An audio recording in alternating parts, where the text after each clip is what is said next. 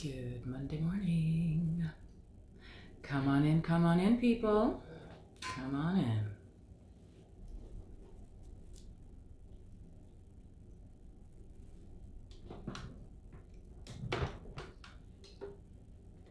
Make sure my light, let me know if you can hear me. Make sure my mic is working. You can see me and hear me okay. Happy Monday morning, everybody. Welcome to Mindset Mondays. I am your host, Michelle Green. I am a personal growth coach. I help women step into their power, simply said, and teach them the skills needed to live within that power gracefully. So that in a nutshell is what I do. So welcome to Mindset Mondays. Welcome to the space.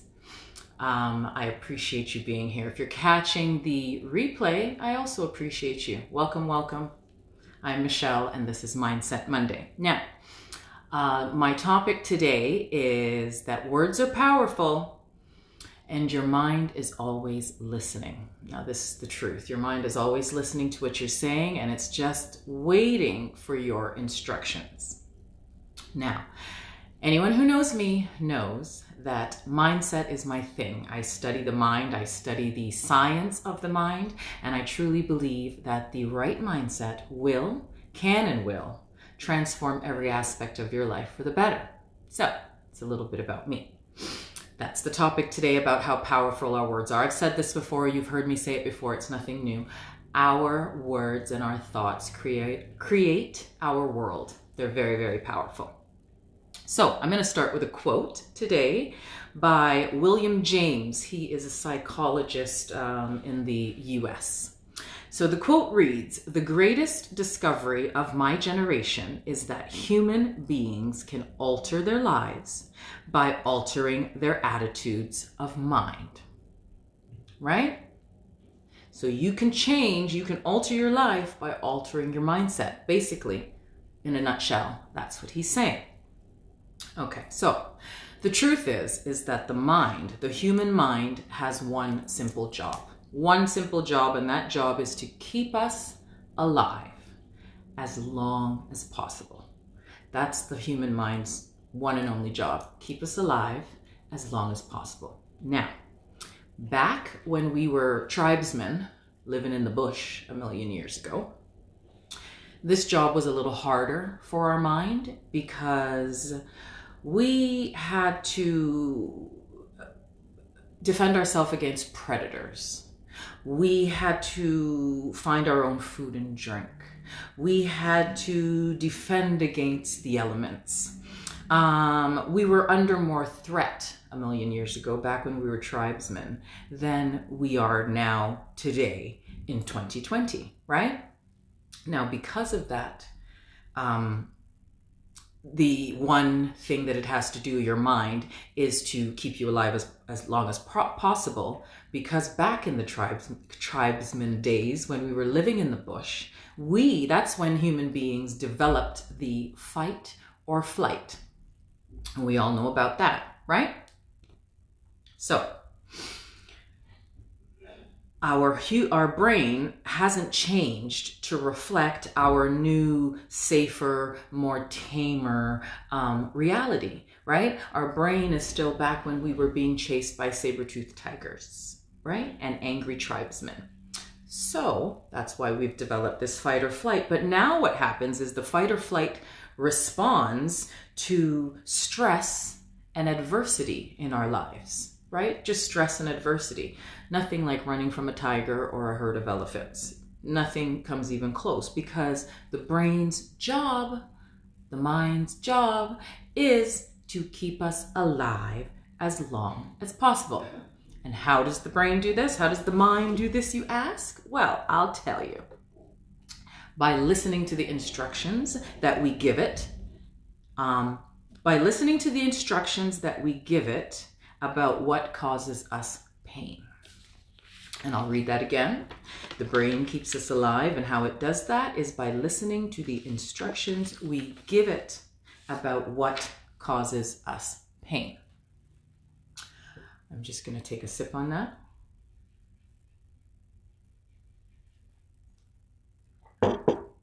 Okay, so I'm going to give you an example of what I'm talking about the brain listening to what we tell it about what causes this pain. Excuse me. Pardon me. All right, so here's the example. Let's say you live an hour away from where you work. And where you work is somewhere, you have to commute. So you have to be on the highway, you have to be in traffic. This is a daily thing. It's about an hour commute, let's say one way. So you have to do this every morning to get to work, and you have to do this every evening to come home. And anybody who knows anything about traffic, rush hour traffic, knows that it can be very frustrating, and it's known to cause road rage. Okay, so I'm just making the scene for you. Okay, so you're in the car, you're commuting to work, and you're saying things like, oh my God, this commute's killing me. This traffic is a nightmare.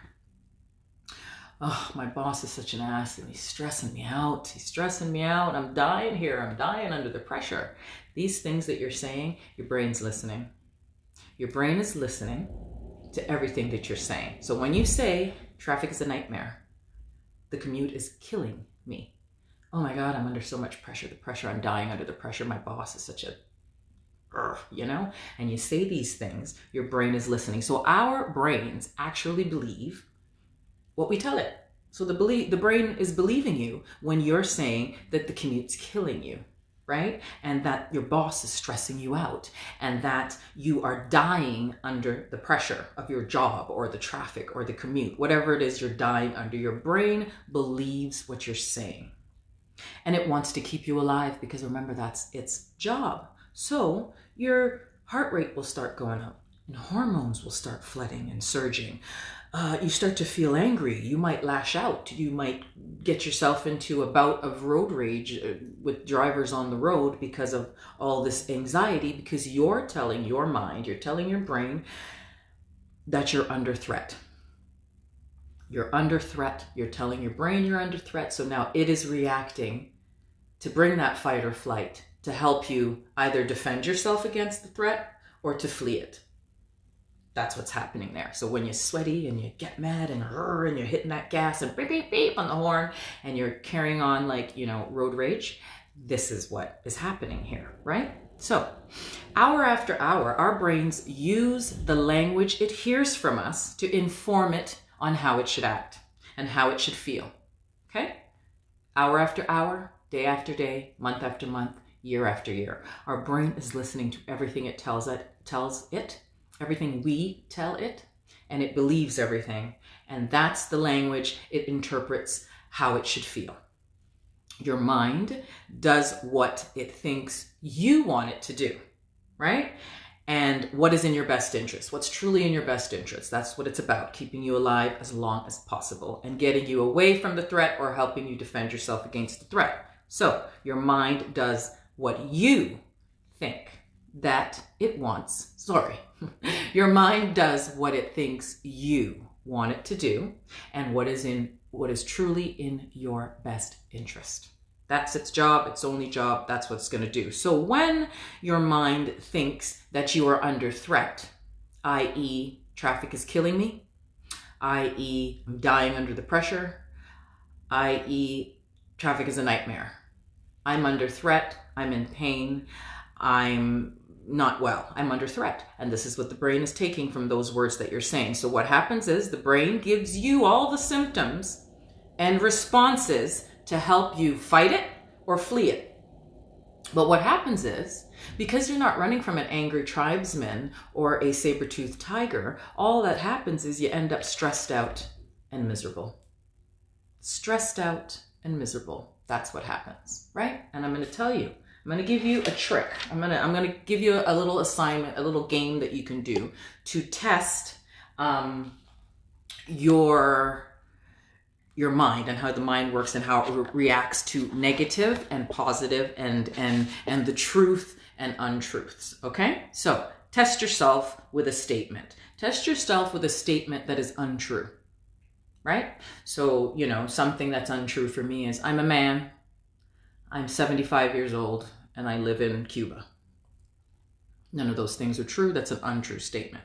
Now, a true statement would be, I'm a woman in my 40s and I'm beautiful. That is a true statement, right? Okay, so now I have a game for you to do, and you're going to need to do this. You can't do it on your own. You're going to need to do it with the assistance of a friend, family member, somebody. Now, what you do is you hold your hand out, straight out like that, and make a fist and hold it out. Power to the people, hold it out like that, as strong as you can. And you get a friend to try and push that down, right? And as that friend is pushing that down, you're resisting and you're testing your strength. So you do that first, test that strength, right? Absolutely. Then what you do is, again, hold out your hand, have that friend be pushing down. But when the friend is pushing down on you, make a statement about yourself that is 100% true. So I would say, my name is Michelle. I'm a woman. I'm in my 40s. All that is true. I'll be able to maintain my strength and you won't be able to push my hand down, right? Now, take a breather, relax your hand, put it out again, the same hand, and have the same friend push on it again. But at this time, now you're going to make a statement that is untrue about yourself, right? So you take your hand, push down, your friend, family, whoever is pushing down while you're saying something that's untrue. For me, I'm a man. I'm 75. I live in Cuba. When I say things that are not true about myself, my brain recognizes that this is an untrue statement. You will see the weakness in even your strength and your muscle strength, because the brain senses something's off here, because her name's Michelle, she ain't in her 70s, we ain't in Cuba, and she's not a man. Something's off, right? So test it. I challenge you to take this test with a friend or a family member and see how that works out for you, right? Because again, it is all in the mindset, people. Mindset is everything, right? I told a story one time, and I'm going to tell it again now, about my sister, about how mindset changes people. My sister was terrified of dogs. When we were young, she was chased down the street. I told the story. It's on a YouTube video. You can catch it there. Go to my YouTube channel and you can see the story there. But bottom line, when we were younger, she was chased down the street by a dog. The dog couldn't be bigger than a Chihuahua. It was hilarious. But I won't laugh after her now, right? But the point is that we were younger then, like single digit kids, 4 years between us. And since then, my sister has a dog. But in between there, I've always had a pet. I've had cat, dog, rabbit, gerbil, whatever, has 4 feet. My kids wanted it. I had boys, so we had it. I have a dog now. Her name is Bailey. She's a chocolate lab and she's just awesome. She's a dream, but she's big. Because Labrador retrievers are big. So she's a big dog. And there was a time when my sister would come and visit and I would have to lock the dog up, put her outside, put her in a different room. If I live in a condo, she's on the balcony, whatever. I'd have to put the dog away so that my sister could come to my house and feel comfortable. Somewhere along the line, she decided that she was going to take a leap of faith. And that is why her dog's name is Faith. Right now, she has a 1.5, almost 2-year-old cockapoo, a black one named Faith. Little dog. And she is just, her mommy's dream. She guards my sister's slippers. Nobody can touch her robe. You can't touch nothing. She just loves her mommy. She does a little dance for her, all that kind of stuff. But the reason I bring this up is because my sister had to make the choice to shift her mindset surrounding animals and pets. And it got to the point where she did her research. She found a dog that was hypoallergenic and all these kind of things, a family dog, whatever. And we went to a breeder and we got her a dog. And when I saw that dog put it in her arms the first time, I couldn't believe it. And now she shows up at my house. Her dog comes, she's on the leash. We go to her house. She greets the dog before she greets her children. I mean, this dog, Faith, is her, baby, her fur baby. So anybody can change their mindset, people. You can change your mindset if you make the choice, right? Like they say, happiness is a choice. I truly believe it is. It is. You can choose to be happy. You can choose to get up today and be happy. Or you can choose to get up today and be miserable and bitch and complain about everything you see and do and don't have and all that stuff. But your brain is just hearing that. You're just telling your brain what you don't have and what to send you more of. Lack. Shit you don't have. That's what you're doing, right? So again, mindset. I'm not saying that positive thinking is going to change your life. And if you are lacking in a job or lacking somewhere in your life, there's lack in your life. I'm not saying that positive thinking is going to poof, change that miraculously. Nothing is poof. It takes work and action on your part, right? So what I am saying is that beware of your words and beware of your thoughts, because your brain, your mind is always listening, and our words and our thoughts create our world. This is what I'm saying to you. So beware, be mindful of the things you say. Instead of saying, oh, fuck, I gotta go to work, say, I get to go to work. I get the opportunity to go to work. I get the opportunity to go and make some money. I get the opportunity to be able to pay my bills because I have a job, right? So you need to flip the way that you think. And yes, it is a little bit about thinking positive and flipping it. Instead of I have to, I get to. That's positive, right? Instead of it being a challenge, it's an opportunity, right? Instead of it being a mistake or a failure, I failed forward. I'm learning. These are the ways you have to look at things. And perhaps when you do so, not perhaps, definitely, when you start to do so and make it a regular habit in your life, then you will see things start to turn and things start to become positive in your life, and the things that you desire start to come because you flood your mind with it and you use your words to create it. And that is the power of our words and our thoughts. Good stuff. Anyways, I really, really appreciate you for showing up this morning and spending some time with me. Thank you, thank you, thank you so much for you. Thank you for the hearts. Thank you for the love. I so appreciate it. This has been Mindset Mondays with me, Michelle Green. Now, if you would like to connect with me further, I do personal coaching and I do group coaching. So you can pop on over to my website. The link is in the bio, and send me a direct message. I would love to hear with you and connect with you further. Have a wonderful day. Have a blessed week and a productive week. Ciao.